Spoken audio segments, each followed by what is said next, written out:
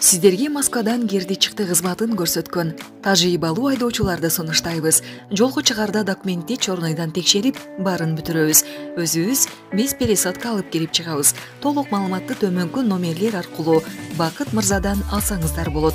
8964 655 35 90 8977 852 00 81 24 саат байланыштабыз.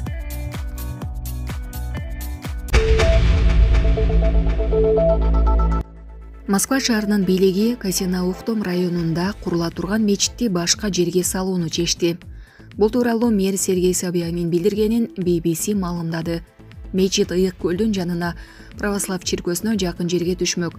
Мэрдин айтымында башка жер табуу сунушу менен ага патриарх Кирилл жана башка муфтий Равиль Гайнутдин кайрылган. Февралдын башынан бери жергиликтүү тургундар каршылык акцияларын уюштуруп келишкен. Соц тармактарда катуу талаш тартыш жүргөн. 3 апрелде Чеченстандын жетекчиси Рамзан Кадыров мечиттин салынышына каршыларга Украинадагы окопторго барууну сунуш кылган. Автомат алып, орустардын дамбасында сенин ордуңа согушуп жаткан мусулманды жылдырып туруп патриот экениңди далилде деп айтылган Кадыровдун Telegram каналында жарыяланган билдирүүдө. Жергиликтүү жашоочулар мечит курулса, эл көп болуп, транспорт маселеси, экологиялык көйгөйлөр чыгышы ыктымалдыгын айтып келишти. Ошондой эле алар мигранттардын агымынан кылмыштуулуктун өсүшүнөн чочулаганын жашырган эмес. Анын үстүнө алардын пикиринде мечитти православ чиркөөсүнүн жанына тургузуу туура эмес болуп калмак. Булак Азаттык.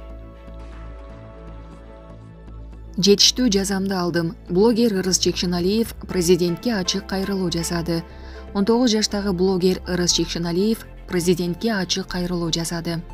Урматтуу Садыр Нуркожоевич, мен сизге кыргыз жараны, анын ичинде укук коргоо органдарынан, сот системасынан запка жеген адам катары кайрылууну туура көрдүм. Бүгүнкү күндө камакта болгонума толук 9 ай болсо, анын 3 айын абакта өткөрдүм. Бир күндө кылмыш ишин токуп, сот өткөрүп камакка алышты. Камакка алынганымдын себебин менин куруштугума, мүнөзүмө сыпатташты. Мени бүгүнкү күндө кылмыш жаза кодексинин 278-327 беренелер менен айып тагып, бийликти басып алууга айыптап турушат.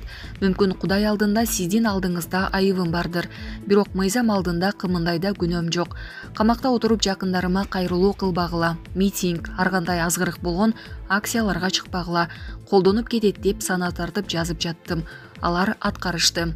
Жан дүйнөсү өрттөнүп турса да көчөгө чыгышкан жок. Бул менин бийликти басып алууга максатым жок экендигине далил. Мен мүмкүн жаштык, тентектик кылып, күүлөнүп ката кетирип алгандырмын. Бирок ал катам үчүн жетиштүү жазамды алдым. Өзүмдүн, апамдын, жакындарымдын ден соолугун берип чыктым деп эсептейм деп жазды ал. Булак Серепкежи. Малиев комиссия 45 тонна алтын бар экенин аныктады. Бүгүн 6 апрелде Кумтур боюнча депутаттык комиссия массалык маалымат каражаттарына жыйын өткөрдү. Анда комиссияга төрагалык кылган Арсланбек Малиев учурда 45 тонна алтын улуттук банкта бар экенин билдирди. Эске салсак, 16 мартта Жогорку кеңештин жыйынында Кыргыз Республикасынын Жогорку кеңештин 2022 жылдын 28 сентябрындагы номер 494 жана 2022 жылдын 8 декабрындагы номер 719 токтомдору менен уюшулган Кумтур Gold Company ЖАКнын алтын казып алуусун жана сатуусун Кыргыз Республикасынын менчигине өткөн учурдан берки анын ишин изилдөө боюнча убактылуу депутаттык комиссиянын корутундусу угулган. Булак Назар Ньюскежи. Депутаттар өкмөттү ар бейшемби сайын парламентке келүүгө милдеттендирген мыйзам кабыл алды. Бүгүн 6 апрелде депутаттар ар бейшемби сайын өкмөттү Жогорку кеңешке келүүгө милдеттендирген мыйзам долбоорун 3-окууда кабыл алды. Ага ылайык министрлер кабинети ар бейшемби күнү Жогорку кеңештин жыйналышында депутаттардын суроо талаптарына убакыт бөлөт деген ченем сунушталууда. Жогорку кеңештин жана анын комитеттеринин чечими боюнча министрлер кабинетинин төрагасы, анын орун басарлары жана мүчөлөрү, аткаруу бийлигинин башка органдардын жетекчилери, мыйзам долбоорлору жана башка маселелер боюнча жыйындарга катышат. Мындай демилгени депутат Улан Бакасов сунуштаган. Эгер аталган мыйзамга президент кол койсо, күчүнө кирет. Булак Супер Кежи.